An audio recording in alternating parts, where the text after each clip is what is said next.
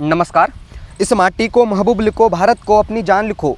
इस माटी को महबूब लिखो, भारत को अपनी जान लिखो। इस देश की मिट्टी मिट्टी में तुम राम लिखो, रहमान लिखो।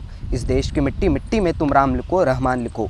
इतिहास बनाए जाते हैं परिवर्तन से, बलिदानों से। इतिहास बनाए जाते हैं परिवर्तन से, बलिदानों से। सब लिखते होंगे शाही से, तुम लहू से हिंदुस्तान लिख दो, तुम लहू से हिंदुस्तान लिख दो। की अन्नाच्या भुकेत विचारांची भूक येऊन मिसळली की मग तिथं क्रांतीला सुरुवात होते। देशभक्ती, देशप्रेम, राष्ट्रप्रेम आणि अशाच अथंग देशप्रेमात बुडालेला भगतसिंह लग्न करून बायकोच्या उठांचं चुंबन घेण्यापेक्षा मरण यातना देणाऱ्या फासाला आलिंगन देणंच अधिक पसंत करत असतो। मग तो भगतसिंह, राजगुरू, सुखदेव, नेताजी सुभाषचंद्र बोस, विनायक दामोदर सावरकर अशा अनेक महापुरुषांनी मातृभूमीच्या स्वातंत्र्याकरिता आपल्या प्राणाची आहुती दिली। आणि या यादीव्यतिरिक्त सुद्धा अनेक महापुरुष होऊन गेले जे मातृभूमीच्या स्वातंत्र्याकरिता लढले, झगडले आणि शहीदसुद्धा झाले। आणि याच यादीमधलं अभिमानानं घ्यावंसं वाटणारं एक नाव ते म्हणजे स्वातंत्र्यवीर विनायक दामोदर सावरकर। आणि आजच्या स्पर्धेचा विषयसुद्धा सावरकर, भाषाप्रभू सावरकर।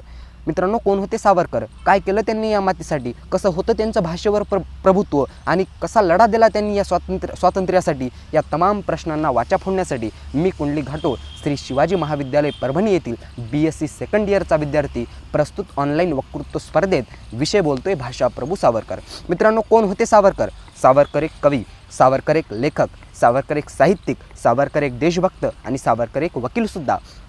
आणि सावरकर एक कवी असल्यामुळे त्यांनी मातृभूमीची स्तुती करत असताना या मातीमध्ये 6000पेक्षा जास्त कविता लिहिल्या। पण प्रश्न एवढाच आहे, त्यांनी या कविता लिहिल्या कुठं? कलमेंच्या टोकांनी कागदांच्या वहीवर नव्हे, तर त्या कविता लिहिल्या अंदमान निकोबारच्या जेलमधील दगडांनी, दगडांच्या भिंतीवर।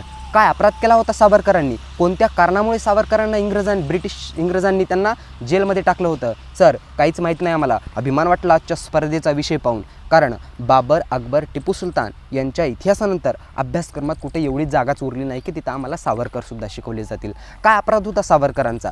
तारीख 11 जुलै 1909, स्थळ लंडनचा जहांगीर हॉल। महान क्रांतिकारी मदनलाल धिंगरा यांनी ब्रिटिश अधिकारी कर्झन वायली यांची हत्या केली। आणि ह्या हत्येच्या नंतर जे भारतीय ब्रिटिश लष्करामध्ये होते ते भारतीय ब्रिटिश लष्करांना पाठिंबा देत मदनलाल धिंगरा यांचा विरोध करत होती। आणि ही गोष्ट सावरकरांना खपली नाही आणि सावरकरांनी त्याच वेळी खुलेआम ब्रिटिश सरकारला विरोध केला आणि मदनलाल धिंगरा यांना पाठिंबा दिला। आणि ही गोष्ट ब्रिटिश सरकारच्या कानावर गेली आणि ब्रिटिश सरकारच्या लक्षात आलं की स्वातंत्र्यवीर सावरकरांच्या म्हणण्यानुसार कर्झन वायली यांची हत्या झाली। बंदूक जरी मदनलाल धिंगरा यांच्या हातात असली तरी गोळी चालवणारे सावरकरच होते। आणि स्वतःच बनवलेला कायदा स्वतःच्या स्वार्थासाठी तोडणाऱ्या मरोडणाऱ्या या इंग्रजांनी स्वातंत्र्यवीर सावरकरांना खोट्या अपराधाच्या गुन्ह्यामध्ये स्वातंत्र्यवीर सावरकरांना कैद केलं।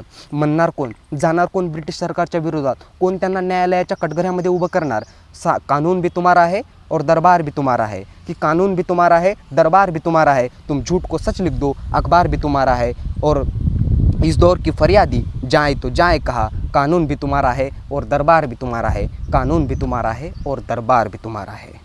आणि स्वातंत्र्यवीर सावरकरांना कैद केलं आणि त्यांच्यावर खटला चालवण्यासाठी त्यांना भारतामध्ये आणायचं ठरवलं। आणि ज्यावेळेस त्यांना कैद केलं त्यावेळेस ते इंग्लंडमध्ये होते। इंग्लंडमधून त्यांना मोरिया नावाची बोट 3 जुलै 1910 रोजी घेऊन निघाली आणि बोटीवर मोठ्या पोलीस बंदोबस्तासह ती बोट मोरिया नावाची फ्रान्सकडे निघाली आणि 6 जुलैच्या रोजी फ्रान्सजवळ येऊन पोहोचली। आणि जशी फ्रान्सजवळ येऊन पोहोचली त्यावेळेस स्वातंत्र्यवीर सावरकर एक वकील असल्यामुळे त्यांना आंतरराष्ट्रीय कायद्याविषयी चांगलीच माहिती होती। आणि त्यांना माहीत होतं जर का ब्रिटिश सरकारचा एखादा कैदी फ्रान्स सरकारच्या हाती लागला तर तो सहजासहजी ब्रिटिश सरकारला परत केल्या जात नाही। आणि याच संधीचा फायदा घेत स्वातंत्र्यवीर सावरकरांनी 6 जुलैच्या पहाटे खिडकी तोडून पाण्यामध्ये उडी घेण्याचा बेत केला। आणि अखेर ती वेळ आली आणि त्यावेळी स्वातंत्र्यवीर सावरकरांनी शौचालयाची खिडकी तोडली आणि त्या खिडकीतून समुद्राच्या पाण्यामध्ये उडी घेतली। आणि ही गोष्ट ब्रिटिश पोलिसांच्या लक्षात आली। त्यावेळेस ब्रिटिश पोलिसांनी त्यांचा पाठलाग करायला सुरुवात केली। पण ज्यावेळेस ब्रिटिश पोलिसांनी स्वातंत्र्यवीर सावरकरांचा पोहण्याचा वेग पाहिला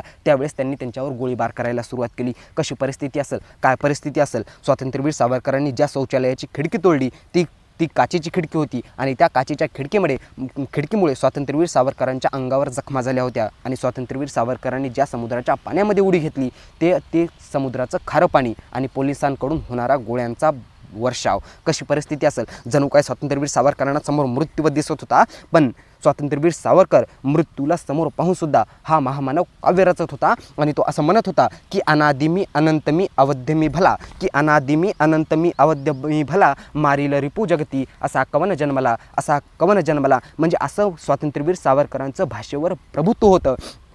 आणि अखेर स्वातंत्र्यवीर सावरकरांनी पोहता पोहता फ्रान्सची जमीन गाठली आणि फ्रान्सच्या जमिनीवर तो स्वातंत्र्यवीर सावरकर पळायला लागले. पळता पळता तिकडे त्यांना एक पोलीस अधिकारी भेटला आणि त्या पोलीस अधिकाऱ्यांकडे स्वातंत्र्यवीर सावरकर जाऊन पोहोचले. आणि जसे स्वातंत्र्यवीर सावरकर जाऊन त्या पोलिसांकडे पोहोचले त्यावेळेस स्वातंत्र्यवीर सावरकर त्या पोलिसांना म्हणाले, हे बघा मला कैद करा आणि तुमच्या अधिकाऱ्याच्या स्वाधीन करा. पण यदा कदाचित त्या फ्रान्स पोलिसांना इंग्रजी कळत नसल्यामुळे स्वातंत्र्यवीर सावरकरांचे म्हणणे त्यांच्यापर्यंत पोहोचू शकले नाही आणि तोपर्यंत पाठीमागून येणाऱ्या पोलिसांनी स्वातंत्र्यवीर सावरकरांना पकडलं आणि त्या फ्रान्स पोलिसांना लाच दिली आणि स्वातंत्र्यवीर सावरकरांना पुन्हा आपल्या ताब्यामध्ये घेतलं आणि पुन्हा बोटीवर नेलं. आणि पुन्हा बोटीवर नेल्याच्यानंतर त्यांनी पुन्हा स्वातंत्र्यवीर सावरकरांना बोटीच्या माध्यमामधून भारतामध्ये आणल्या गेलं.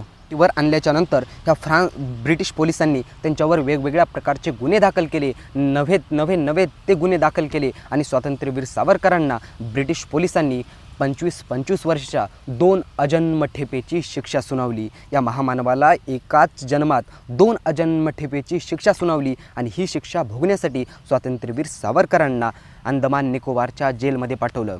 अंदमान निकोबारची जेल म्हणजे तिथं एखादा कैदी ज्यावेळेस सजा भोगण्यासाठी जातो त्यावेळेस जिवंत परत आत्तापर्यंत कोणी आलाच नव्हता. म्हणजे त्या जेलची अशीच रचना केली होती की तर एखादा कैदी सजा भोगण्यासाठी गेला तो जिवंत परत कधी वापसच आला नाही. म्हणजे स्वातंत्र्यवीर सावरकरांनी ज्यावेळेस त्या समुद्राच्या पाण्यामध्ये म्हणजे बोटीवरनं समुद्राच्या पाण्यामध्ये उडी घेतली होती त्या उडीविषयी कवी मनमोहन फार सुंदर शब्दात लिहितात.